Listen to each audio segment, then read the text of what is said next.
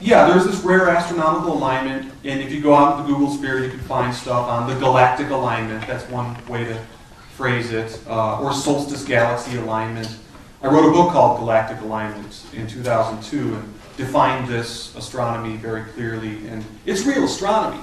There's a tendency for debunker-type astronomers to discredit this, and they'll take sort of bad definitions of it and say, no, it doesn't make any sense, it's not a real thing or something.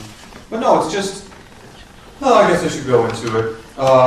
It's based in the precession of the equinoxes. Okay, maybe some of you have heard this before.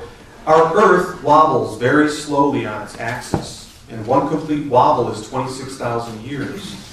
It effectively changes our angular orientation to the larger cosmos. One of the effects of precession is that it causes the position of the sun on the solstice to slowly shift through the sky as viewed from Earth. And in this process of shifting, it's moving past background features like stars and constellations in the Milky Way. So the Milky Way is like over here, like some huge white line in the sky, and the December solstice sun over centuries has been slowly moving closer and closer until it aligns with the Milky Way galaxy. That is the galactic alignment, and it happens in the years around 2012. The ancient Maya sky watchers at Azapa had figured out precession. This is according to my reconstruction work. And they projected forward to 2012. And that, to me, is the answer for why they chose this date, December 21st of 2012, to end this great cycle of time.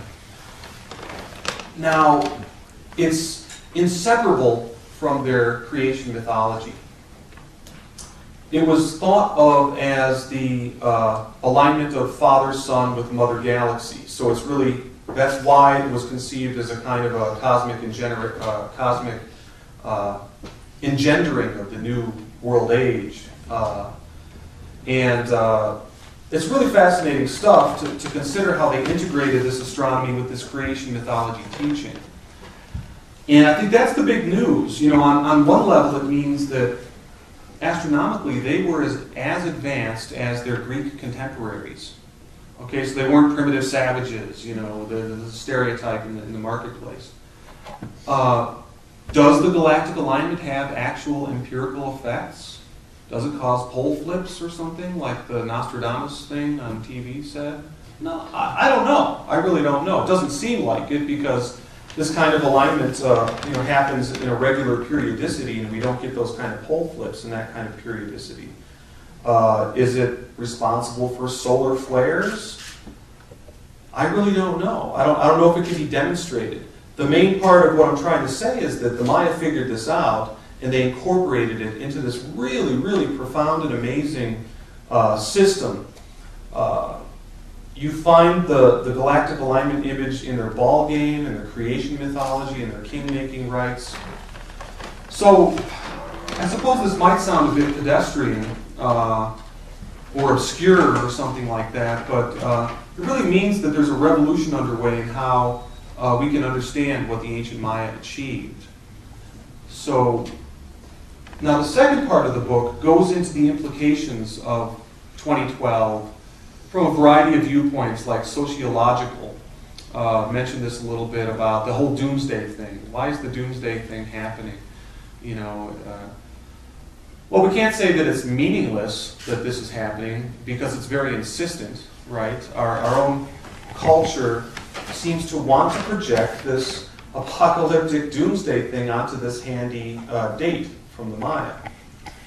Maybe there's something emerging in our collective consciousness around this. Like we need to, we do come from a linear time philosophy, the Judeo-Christian tradition.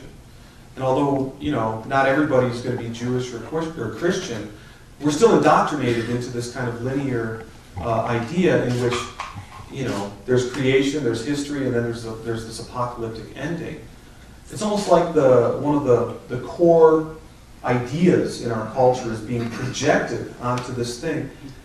And maybe we need to get beyond that. I'm glad this movie is coming out this year.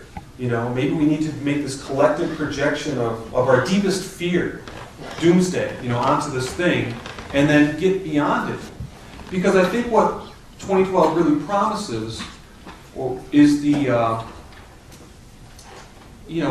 if you look at the Maya material, it is really oriented towards this idea of transformation and renewal.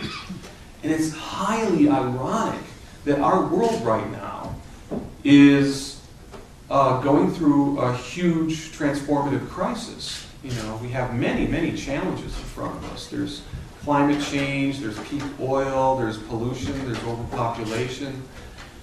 You know, the economy, you know, it's almost like there's a core flaw in the way that we've been running the planet.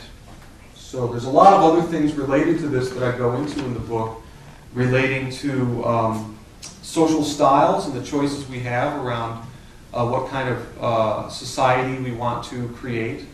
I draw once again from the work of social historian Riane Eisler, who talks about the dominator mode of culture, which seems to be the mode that is running the planet right now, where you set up hierarchies of dominance, and it's all very oriented towards short-term profit motive and that kind of thing. It doesn't see the good of the whole. It's not oriented towards how decisions affect the entire planet. It's really driven by a kind of consciousness that is fixated to ego. Not only ego, but a kind of megalomaniacal ego. Self-serving, narcissistic pathology, that kind of thing. Which, you know, I have chapters in here that goes into showing how, you know, a lot of our world leaders, of course, have been engaged in this kind of thing, self-serving policies and so on, or wars. And also the corporate structure seems to be oriented towards this short-term profit motive. There's a kind of consciousness that's oriented towards this. But then there's another kind of consciousness that's oriented towards the good of the whole, the big picture. It's kind of a selfless perspective. This is what social historian Riane Eisler would call the partnership mode.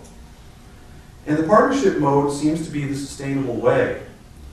So I really advocate and talk about in the final chapters of the book how there can be a renaissance. We have had periods of time in our history where a renaissance came in, you know, the Enlightenment period in the 1600s, where these new ideas, they were new to European culture, but they were actually old ideas that came through from the ancient Greek masters like Plato and Aristotle. That's what transformed European civilization into this great opening and liberal enlightenment, connecting with the ancient perennial ideas that the ancient Greeks talked about 1,500 years earlier. Well, I think maybe we're due for something like that, but this time the new perennial wisdom teachings are going to come from the Maya.